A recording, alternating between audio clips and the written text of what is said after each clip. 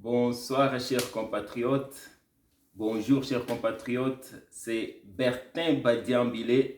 Me voici de nouveau devant vous, devant vos écrans. Je suis en plein déménagement, mais il y a tellement, n'est-ce pas, de la nouveauté sur la scène politique chez nous que je me suis dit, bien qu'en déménagement, je ne suis pas encore installé, je vais essayer de faire une émission pour communier avec vous. Évidemment, ce dernier temps, on parle de la sortie de Fayulu et de Muzito.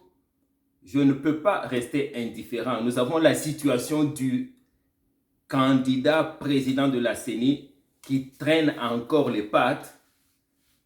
Je vais commencer par un tweet que je vois devant moi là et peut-être lire un peu de commentaires car j'imagine comme beaucoup d'entre vous, nous adorons lire un peu les commentaires des gens de part et d'autre, ceux qui sont pour. Tout d'abord, ma ligne à moi personnellement, qui est-ce que je soutiens? Parce qu'il faut que je sois clair. Moi, je soutiens tous ceux qui ne sont pas en arrière de nos partenaires extérieurs qui ont été dans notre pays depuis des décennies et des décennies et qui veulent gagner plus que les Congolais. Parce que quand on regarde le Congolais, là, on se demande, mais est-ce qu'il est chez lui ou bien il n'est pas chez lui? Et vous connaissez ceux qui sont derrière ces partenaires-là. Donc, je commence par la Senko, ils sont derrière ces partenaires-là. Katumbi est derrière ce partenaire-là. Kabila était derrière ce partenaire-là. Mais on sait qu'ils l'ont lâché. Katumbi a fait en sorte qu'il puisse lâcher Kabila.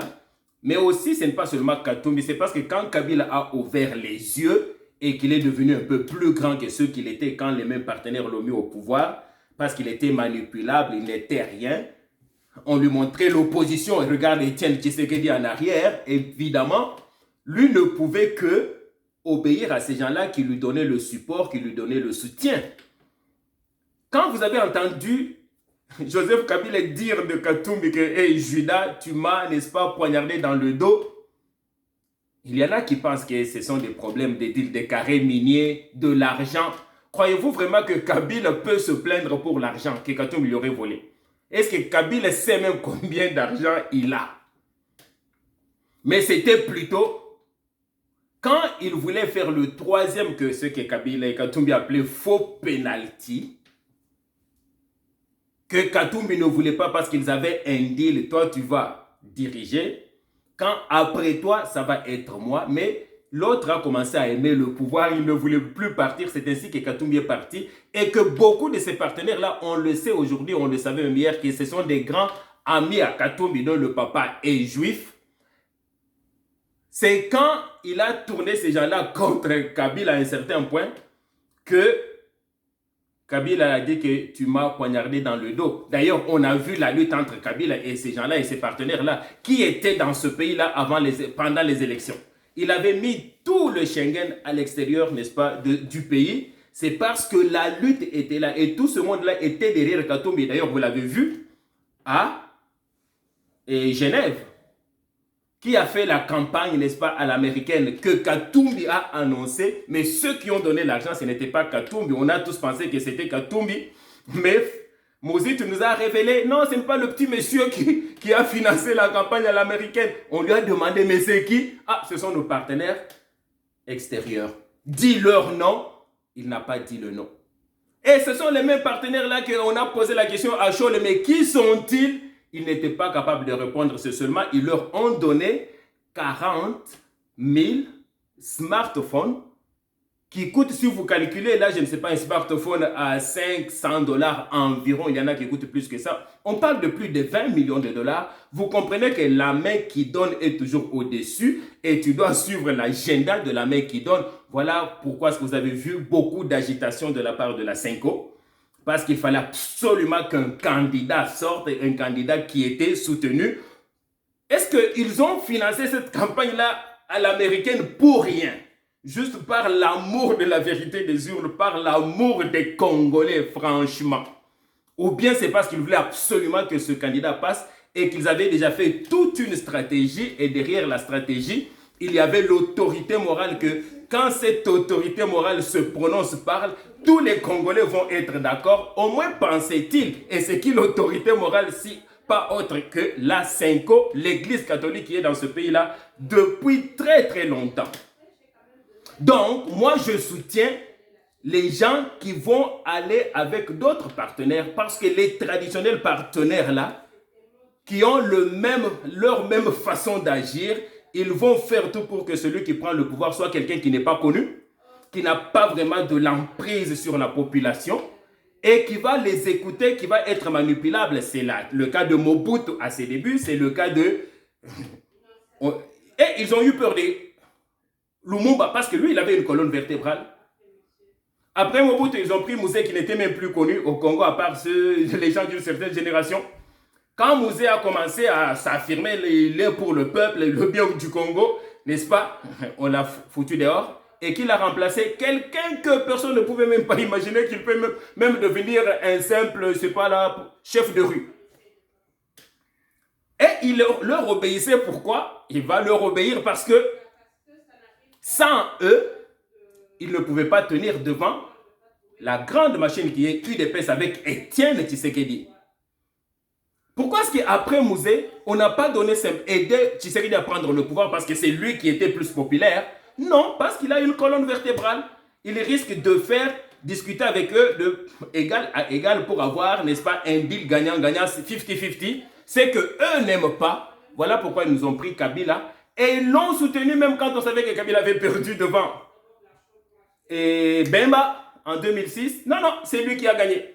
Imaginez en 2011 Kabila qui gagne, n'est-ce pas, qui l'emporte sur Étienne Tshisekedi. Est-ce que quelqu'un pouvait l'emporter sur Étienne Tshisekedi dans ce pays-là? Et les mêmes partenaires là, ils ont dit, ok, il y a eu de l'irrégularité, mais l'ordre d'arrivée ne va pas changer. Juste quelques années plus tard, parce que Kabila commence à devenir plus gros là, n'est-ce pas, il a d'autres partenaires, des Chinois à gauche, à droite, etc. Ah, là, c'est là, il n'est plus bon. Là, il commence à voir que c'est un dictateur, alors que c'est eux qui l'ont formé, c'est eux qui le soutenaient. Maintenant, cherchons un nouveau. Mais pourquoi ne pas tout de suite soutenir Tshisekedi? Il était encore vivant. Pourquoi ne pas prendre son fils? Donc, avant d'aller à Genève, tout le monde était presque convaincu que le candidat commun, c'était Félix Tshisekedi. Mais non, ils ont fait tout pour que quelqu'un qui avait un petit parti politique qui s'appelle Essidé, qui n'est pas connu, prenne le pouvoir parce que quand il va prendre le pouvoir, il va avoir en face de lui qui, encore une fois, lui dépasse et il va avoir besoin de leur soutien. Il va signer les contrats facilement. Et d'ailleurs, la preuve qu'il allait faire tout ce qu'il voulait, ils lui ont dit, ok, toi tu signes seulement pour 2 ans. Il était prêt à signer pour 2 ans, réchauffer le siège. De toute façon, on sait qu'il allait réchauffer le siège, pas même pour Bemba, mais pour Katumbi qui est un de leurs grands. Et on sait que Katumbi aussi va jouer leur jeu parce qu'on va lui jouer la carte, mais tu sais qu'au fond, là, tu n'es même pas congolais. Parce que cette carte-là, au début, ils vont la cacher. Quand Katumbi ne les écoute plus, désolé, là, ils vont la sortir. Et vous savez, il n'est même pas. Alors, revenons à notre tweet qui m'intéresse aujourd'hui. C'est M. Fayoulou qui parle. Sans consensus, on n'arrivera nulle part. Si quelqu'un pense qu'il peut imposer sa volonté, je le mets à défi. Kabila l'a essayé, il n'a pas pu. Personne ne pourra. Mobutu a essayé et à la CNC, il n'a pas réussi. Ça, c'est Martin Fayoulou qui a fait le tweet. C'est Stanis Boujakera Chamala qui est quelqu'un qui soutient beaucoup ce monsieur-là. Nous sommes en démocratie. Si moi je soutiens quelqu'un, pourquoi lui ne pourrait pas soutenir qui il veut? Et je vais lire un peu quelques commentaires. 100% raison. Évidemment, quelqu'un qui est d'accord avec le tweet. Mouzito touche l'argent sans siéger. Ça dit tout. Totalement raison. L'UDPS n'a pas encore compris cela avec leur pouvoir illégitime. Ils vont chercher des conciliabules quand cela ne sera plus possible. La sincérité et la franchise font partie des caractères des grands hommes. L'autre qui parle, sauf que Martin Fayoulou n'est rien d'autre qu'un vieux fou en manque d'innovation, messieurs. Quelqu'un d'autre répond, Tu ne parviens même pas à mobiliser 50 personnes pendant les marches. Ah, voilà les conséquences d'être chômeur. Évidemment, quelqu'un qui s'adresse à Fayulu et Mozito. De toute façon, M. Bombé Chilombo n'a aucune chance de gagner une élection crédible dans ce pays. Il peut se donner le luxe de mettre sa mère comme présidente de la CENI. Il ne passera pas. Ce n'est pas difficile à comprendre. L'échec de Chilombo est visible. J'aime lire les commentaires des gens au lieu de juste lire, n'est-ce pas, les journalistes ou ceux qu'on sait déjà en avance qu'est-ce qu'ils disent. Il n'a jamais dit qu'elles seront crédibles. Donc on parle des élections. Quelqu'un d'autre dit, Mobutu a détruit ce pays pendant 32 ans. Kabila le père a voulu réparer, mais il était imprudent. Kabila le fils a enterré le pays et Fachi brise la cohésion nationale avec ses acolytes tribaux. J'ai comme l'impression que le Congo est programmé à disparaître. Quelqu'un d'autre dit, il n'a pas pu, selon Mafa, veut dire éternellement. Or, Mobutu et Kabila, à eux deux, ont réalisé 50 ans. Vous vous rendez compte? Je ne comprends pas bien sa phrase. Fachi respectera la Constitution. Ce projet de calendrier ne sera pas différent de la proposition de sortie de crise qui se trouve à la poubelle. Vous voyez les individus qui ont réussi à s'imposer, mais ce n'est pas une réussite car le peuple et la nation n'ont rien bénéficié. C'est comme ça qu'il faut réfléchir. Mafa ne voit pas sa personne, mais plutôt l'avenir de la nation. Ainsi de suite, ainsi de suite. La question que je me pose, d'où vient le fait que M. Martin Fayulu ne s'est jamais vraiment là officiellement approché de Félix Tshisekedi. Et c'est qu'on appelle dans ce pays, parce qu'on ne peut pas le nier là. Il y a comme 2 semaines en arrière, tout le monde faisait des commentaires sur le tribalisme dans notre pays. Est-ce qu'il y a le tribalisme dans notre pays en ce moment? Moi, je peux dire comme tout le monde là que bien sûr que oui. Est-ce qu'il y en avait dans le passé? Il y en avait toujours eu, mais pas plus que depuis les élections de 2018. Quelle est la cause de ce tribalisme? Quelle est la cause du fait que M. Fayulu ne peut pas comme mettre certaines choses dans le passé, ce que lui croit être vraiment la vérité selon lui? Qui est là, au fond, en d'autres termes, là, qui est la cause de l'accentuation du tribalisme tel que nous le vivons dans notre pays aujourd'hui? Mon point de vue personnel, je crois que c'est la Senko. Et je sais que beaucoup de gens sont d'accord avec moi que c'est la Senko. Qu'est-ce qui est arrivé? Pensez-y un peu là. Si tu as 2 enfants, un enfant réussit bien dans sa vie, il est riche, il est reconnu, il fait de bonnes études, etc. Et un autre a de difficultés à réussir, il est très pauvre, il souffre pour avoir le peu qu'il a. Et puis un jour, il a travaillé fort, il a obtenu, prenons, pendant que l'autre, disons qu'il est même, je ne sais pas là, il a tout un troupeau de vaches. L'autre a réussi à avoir juste une petite chèvre qu'il est en train, n'est-ce pas, de nourrir, de travailler sur pendant plusieurs mois. Et puis un jour, il arrive chez lui et la chèvre a disparu. Il demande, mais où est ma petite chèvre? On lui dit que c'est ton propre frère là, n'est-ce pas, qui a le troupeau, qui est venu voler ta chèvre. Et qui lui dit ça, c'est son propre père, en qui il a confiance. Et c'est le père qui affirme que c'est le fils aîné qui a volé la petite chèvre. Vous savez quoi? Celui à qui on a volé la petite chèvre là ne va pas renoncer à ça. Il va faire tout pour récupérer sa chèvre. Il va poursuivre son frère, même s'il faut se battre, même s'il faut aller faire des fétiches là, il va le faire parce que tout son cœur est là. Quand on vole à un millionnaire là, qu'on lui vole même 100 000 dollars là, il ne va même pas s'apercevoir. Ou s'il s'aperçoit là, ce n'est pas la fin du monde. Il va se fâcher, il va être inquiet, mais ce n'est pas la fin du monde.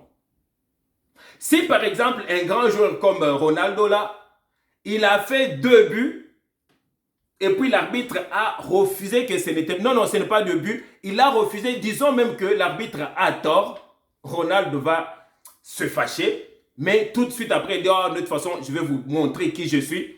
Même si on a perdu ce match, le match prochain, là, je vais vous battre et les autres matchs, je vais vous battre. C'est comme ça que les choses marchent. Mais si tu vas aller refuser le but de quelqu'un qui, depuis qu'il joue, il n'a jamais marqué, c'est son seul but qu'il a marqué, peut-être il a quelques jours de la retraite, là, il ne va pas te pardonner, là, peu importe qu'est-ce que tu arbitres, il va en parler partout et tous ses fans vont en parler, surtout s'ils ont perdu la coupe, la seule qu'il avait la chance de gagner là.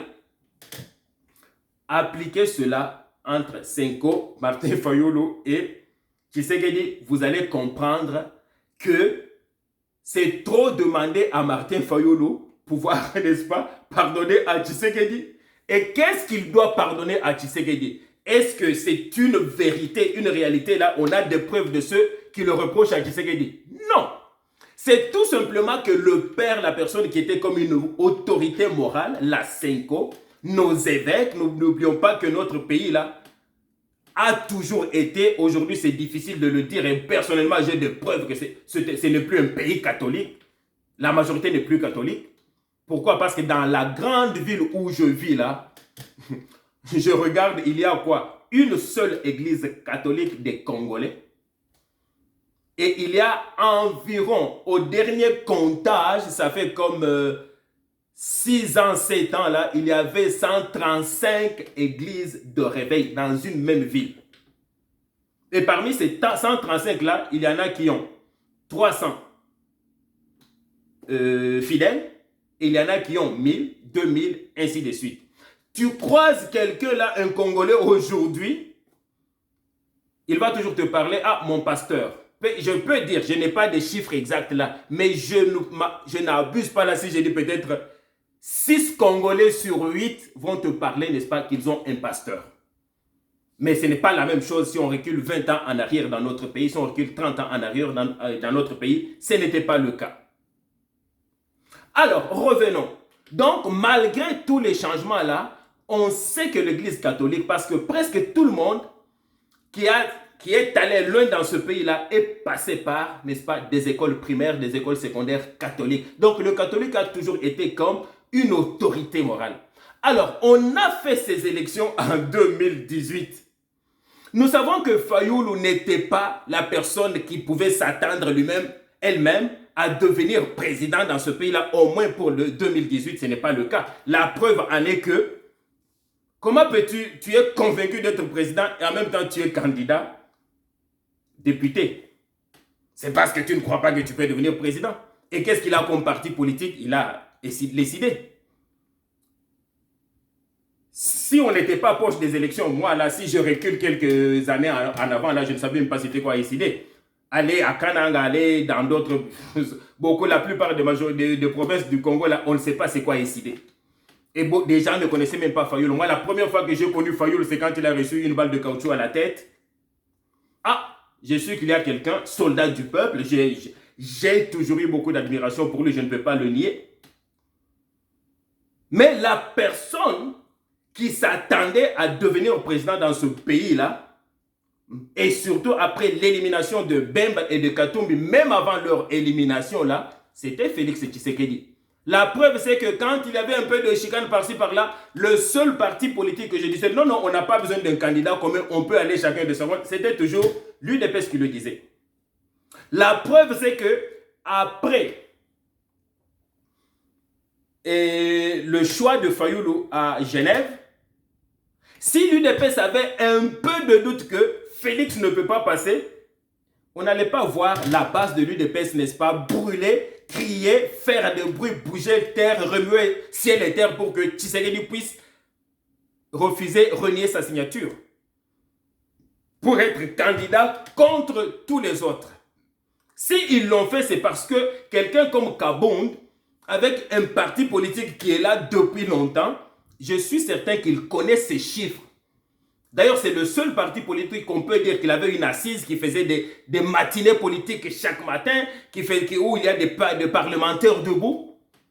Donc, où les gens avaient des cartes de membres, il connaît sa base. Et d'ailleurs, si vous vous souvenez très bien, avant même les histoires de Genèse, tout le monde l'a considéré comme un arrogant. Oui, il a beaucoup d'arrogance en lui là. Kabounda a dit, avec le succès du CLC, n'est-ce pas, de la marche là, ah, c'est 50-50. Et tout le monde a crié, mais il est arrogant, etc. Mais on l'a cru plus tard parce que quand le CLC a organisé encore une marche, la marche là de 15 millions de dollars, tous nous savons qu'il n'y avait personne vraiment qui avait suivi l'ordre. Quand Fayoulou a proclamé la ville morte, il n'y avait rien. Quand le 30 juin 2019, n'est-ce pas, c'était la marche là qu'on a pensé, soulèvement populaire, n'est-ce pas, avec la vérité des urnes. Le jour, vous vous souvenez le jour là que Bemba a pris l'avion pour aller se marier là, il n'y avait personne. Donc, en soi là, on ne peut pas dire qu'il y avait de preuves comme quoi c'est Fayoulou qui a gagné. Maintenant, je reviens toujours à mon exemple là. Donc, quelqu'un qui a déjà des difficultés, qui ne croit pas qu'il a la chance de devenir président, et puis des gens qui sont des autorités morales qui vont dire que c'est lui, qui vont dire officiellement là que c'est lui qui a gagné les élections. Comment voulez-vous que Fayoulou le dise? Parce que tu sais, quand quelqu'un dit quelque chose que toi tu veux entendre là, cette personne-là a toujours raison. Je ne parle pas de Fayoulou, je parle de moi, je parle de toi. Tous on est comme ça. Et d'ailleurs, si vous prenez le temps de penser bien là, la majorité de nos décisions, nous le prenons par émotion, parce que quelque chose nous plaît, parce qu'on aime une personne, parce qu'on est emballé. On va utiliser la rationalité, la raison, l'intelligence là après pour justifier les décisions qu'on a déjà prises émotionnellement. Donc, la Senko, qui avait une dette jusqu'à la gorge, parce qu'ils sont en train de jouer, n'est-ce pas, le jeu de ces partenaires là dont je venais de parler. N'oubliez pas là, 40 000 smartphones là, ce n'est pas peu. Est-ce que c'est la seule chose qu'ils ont reçue? Ben on sait que non. Quand Monseigneur Ambongo a le courage de réclamer de Jeep à gauche à droite, qu'est-ce qu'il n'aurait pas pu aussi réclamer? En garantissant que oui, il va passer. Et la preuve, c'est qu'il a déclaré que Fayoulou a gagné, alors que quand on lui a demandé où sont les preuves, parce que c'est un intellectuel, ce n'est pas n'importe qui là, être un évêque, il n'a pas donné les preuves. Il a renvoyé à qui? À l'abbé Chollet. Et quand l'abbé Chollet a été confronté, où sont les preuves? Est-ce que tu avais vraiment des preuves là que c'est Fayoulou qui a gagné? Oh, on lui a posé la question, il avait comme, je ne sais pas, c'est pas 40%, n'est-ce pas, des résultats grâce à leurs observateurs là. 40%.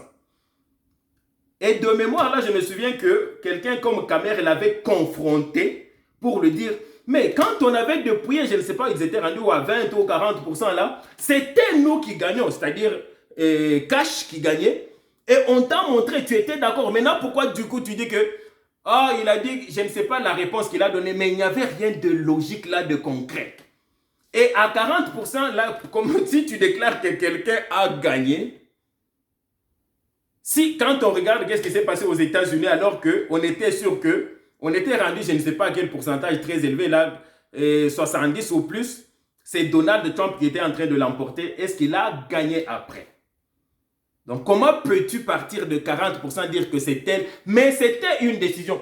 Quelque part, là, il faut aussi comprendre, n'est-ce pas, la déformation professionnelle de la Senko. Parce que vous allez pardonner facilement un médecin, c'est une déformation professionnelle. Un juriste, je suis habitué, désolé toujours à parler de loi. Vous allez parler, alors la Senko aussi, là, ils ont leur déformation. Vous savez c'est quoi?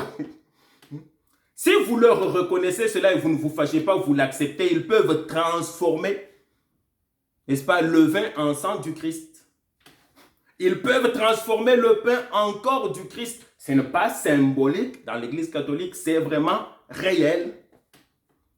Et comment voulez-vous qu'ils ne transforment pas le perdant, n'est-ce pas, qui était Fayoulou, en gagnant? Et aujourd'hui, maintenant, on comprend encore mieux cela parce que Denis Kadima, à l'appui de 6 confessions religieuses, il le transforme, lui, en perdant parce qu'il ne veut pas reconnaître. Il le déclare tout simplement, non, ça ne va pas être lui. De la même façon, il a déclaré que ce n'était pas Tshisekedi. Maintenant, après tout ce qu'on est en train de voir aujourd'hui, est-ce qu'on peut, reculant vers 2018-2019, faire confiance à Ambongo, à la Senko, que ceux qu'ils vont dire, ils ont la capacité là de s'incliner devant qui a gagné? Est-ce qu'on peut l'affirmer aujourd'hui après tout ce qu'on est en train de voir? Parce que s'ils avaient la capacité de s'incliner devant le gagnant, ils allaient s'incliner devant les 6 confessions. Quand j'ai commencé cette émission avec la citation du tweet là de Boujakera qui est en train de citer Fayoulou, qui dit « Sans consensus, on n'arrivera nulle part. Si quelqu'un pense qu'il peut imposer sa volonté, je le mets à défi. » Mais attendez, c'est quoi le consensus franchement là? Donc le consensus pour la Senko, le consensus pour l'ensemble de Katumbi, le consensus pour certains éléments du FCC, le consensus pour le camp de Fayoulou, c'est quand les 6 se mettent d'accord avec les 2. Ça, c'est le consensus. Mais ils ne peuvent pas voir que aussi le consensus, d'ailleurs le plus facile, c'est quand les 2 se mettent d'accord avec le 6. Et en démocratie, on appelle ça la loi de la majorité. C'est ça la démocratie. Donc, nous sommes en train de vivre dans ce pays-là, si vous y réfléchissez bien là, la dictature de l'opposition. Parce que cette opposition, n'est-ce pas, est entêtée et soutenue par ceux qui ont toujours dirigé notre pays, là, leurs partenaires occidentaux. Pourquoi est-ce que je parle de la dictature de l'opposition? Parce que moi, je m'aurais attendu à ce que ce soit celui qui est supposé être le candidat. Encore faudrait-il le prouver, mais on ne peut pas le nier. On sait que le camp de l'UDPS, ils sont d'accord avec Denis Kadima. Les autres camps ne sont pas d'accord.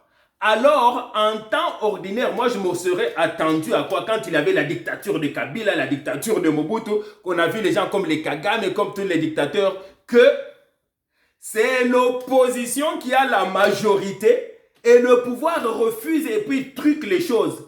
Mais aujourd'hui, on vit le contraire. C'est Denis qui est considéré par l'opinion. Tshisekedi officiellement ne l'a pas reconnu comme ça, mais on peut le dire sans nous tromper que le camp de l'UDPS tient à ce que ce soit Denis Kadima. Et donc, il y a 6 confessions religieuses qui sont d'accord avec lui et 2 ne sont pas d'accord. Alors, ce sont ces 2-là qui, d'ailleurs, sont de mèche avec l'opposition parce que ce n'est pas une information là que Ambongo et Chole sont plus proches, n'est-ce pas, de l'ensemble de Katumbi, ils sont plus proches de Kabila, ils sont plus proches de Fayoulou, ce n'est pas un secret. Donc, eux, ils ont la minorité, mais ils veulent s'imposer. Si vous n'acceptez pas ce qu'eux disent, ils vont dire qu'il n'y a pas de consensus. Donc, le consensus, là, il faut le définir quand on est d'accord avec 2 personnes ou 2 confessions, alors que quand les 6... Vous comprenez qu'on est devant la dictature de l'opposition. Pourquoi est-ce que je parle de la dictature de l'opposition? Parce que dans ce pays-là, depuis que le président Tshisekedi a pris le pouvoir, là, toutes les choses sont un peu bizarres, là. On était habitué à voir dans toute l'Afrique ou dans tous les pays où il y a la dictature, là, quand un dictateur est au pouvoir, il y a de temps en temps des morts dans le camp de l'opposition, des gens qui disparaissent. Mais aujourd'hui, je ne vois pas des morts qui disparaissent. C'est plutôt dans le camp du président Kabila, ses proches, désolé pas Kabila, le président Tshisekedi, ce sont ses proches qui disparaissent. Ah, certains à cause de la Covid, un Covid là sélectif. Donc, et drôlement, le président ne réplique pas là comme on aurait vu ailleurs. Déjà, qu'est-ce que l'actualité nous montre aujourd'hui? On vient de découvrir, n'est-ce pas, dans la résidence de John Numbi, littéralement de la documentation des gens qu'il était en train de tuer de mèche avec le président Kabila. Et vous attaquez Tshisekedi, qu'il est dictateur, qu'il est ceci. Mais pourquoi vous ne nous sortez pas? Donnez-nous un peu aussi quelques exemples. Oui, bien sûr, vous allez dire que ça sont des talibans qui soutiennent. Vous avez raison. Mais est-ce qu'on ne va pas soutenir quelqu'un juste parce que quelqu'un risque de dire qu'on est de chez lui? Est-ce que tous ceux-là qui soutiennent Fayoulou ne sont pas proches de lui? Et là, ça, ce n'est pas du tribalisme. Ceux-là qui veulent se séparer du pouvoir là, du reste du pays, là, ce n'est pas ceux-là qui considèrent Katumbi comme quelqu'un, Katangé comme eux. Mais la chose la plus importante, ce n'est pas cela. Ce n'est pas qui défend qui. C'est est-ce qu'il y a des raisons de défendre une personne ou non. Peu importe que cette personne-là soit du sud, du nord, du centre, on veut voir des preuves parce qu'il y a toujours des gens qui parlent, n'est-ce pas, de la dictature de Tshisekedi, de la justice sélective, etc. Nous voulons des faits concrets. Nous voulons voir, donnez-nous, n'est-ce pas, des photos, des vidéos, des opposants qui sont dans les prisons, des opposants qui sont détenus par l'ANR, des opposants qui sont tués là. Mais les seules personnes que nous avons vues mourir là, ce sont les proches de Tshisekedi. Et donc, jusqu'à présent, là, jusqu'à preuve du contraire, moi, je vais soutenir que c'est peut-être un des meilleurs présidents de l'Afrique parce que je ne vois pas encore vraiment de la dictature. Je veux dire vraiment, c'est exagéré là. Je n'en vois pas. Les opposants sont là tous dehors. Alors que du temps de Kabila, on sait où est-ce qu'ils étaient, où étaient les Franck Diongo. Il y en avait qui pissaient, désolé pour ce terme-là, n'est-ce pas, du sang en prison et ils étaient toujours là. Mais aujourd'hui, chose merveilleuse, tout le monde a peur de l'IGF. Il n'y a plus personne qui parle de l'ANR aujourd'hui. Personne ne parle de l'ANR, mais on parle de l'IGF. Donc, sans consensus, on n'arrivera nulle part. Excellent, c'est une bonne déclaration. Mais quand est-ce que le consensus va se faire plus facilement? Réfléchissons, M. Fayoulou. C'est quand les 6 doivent aller dans la direction des 2, ou c'est plus facile que les 2 aillent dans la direction des 6. Moi, je pense que ce pays-là doit se redresser. On doit avoir le courage, n'est-ce pas, d'aller de l'avant.